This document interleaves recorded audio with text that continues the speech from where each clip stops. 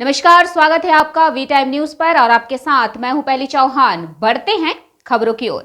Malda division द्वारा संपूर्ण mock drill का आयोजन आपदा प्रबंधन क्षमता को बढ़ाने के प्रयास के तहत वरिष्ठ मंडल की देखरेख में शनिवार 30/3/2024 को Malda town railway station yard में राष्ट्रीय आपदा प्रतिक्रिया बल एनडीआरएफ के सहयोग से एक पूर्ण मॉक ड्रिल आयोजित किया गया। सुरक्षा अधिकारी मालदा डिवीजन सुरक्षा प्रभाग बीबीपी कुशवाहा तत्वाधान ने आयोजन किया। ड्रिल के हिस्से के रूप में मालदा स्टेशन यार्ड के पास एक ट्रेन के 2 डिब्बे कृत्रिम रूप से पटरी से उतर गए। बचाव अभियान में शामिल कर्मचारियों और अधिकारियों की तैयारियों और प्रतिक्रिया समय की जांच करने के लिए सूचना तुरंत मालदा रेलवे बचाव दल के साथ साझा की गई। मालदा टाउन स्टेशन यार्ड में पूछताछ बूथ और हेल्प डेस्क की व्यवस्था की गई। सुबह 10:40 पर शुरू हुए संयुक्त अभ्यास को स्थिति को शांत करने के लिए एक मॉक ड्रिल के रूप में घोषित किया गया और ड्रिल पूरी तरह से ठीक होने के बाद दोपहर 1:30 बजे समाप्त हो गई। एनडीआरएफ के साथ इस तरह के अभ्यास का मुख्य उद्देश्य रेलवे प्रणाली में आपदा जैसी स्थितियों के दौरान रेलवे कर्मियों की तत्परता और बचाव कार्यों की दक्षता का परीक्षण करना है। एनडीआरएफ के साथ मॉक ड्रिल के दौरान रेलवे कर्मियों को एनडीआरएफ द्वारा अपनाए गए नवीनतम उपकरणों और तकनीकों को संचालित करने के लिए प्रशिक्षित किया जाता है।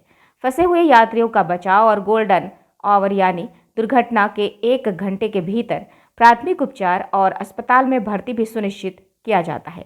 इस प्रकार के अभ्यास से बचाव कार्यों में रेलवे कर्मियों की दक्षता बढ़ेगी और त्वरित कार्य करने की क्षमता भी बढ़ेगी।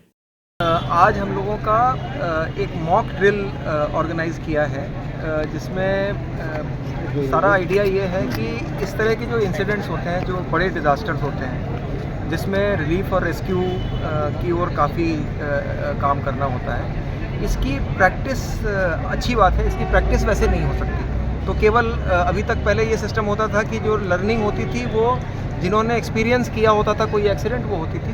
तो एक फ़िज़िकल मॉक ड्रिल जिसमें कि कोच को डिरेल किया गया, उसमें डमी पैसेंजर्स बैठाए गए, उसमें सिमुलेट किया गया कि उनको चोट लगी हुई है। फिर उसके बाद कोच को काट करके ये सिमुलेट किया गया कि बैडली डिरेल्ड कोच है, तो कोच को काट करके कैसे उन पैसेंजर्स को हम एक्सट्रिकेट कर सकते हैं।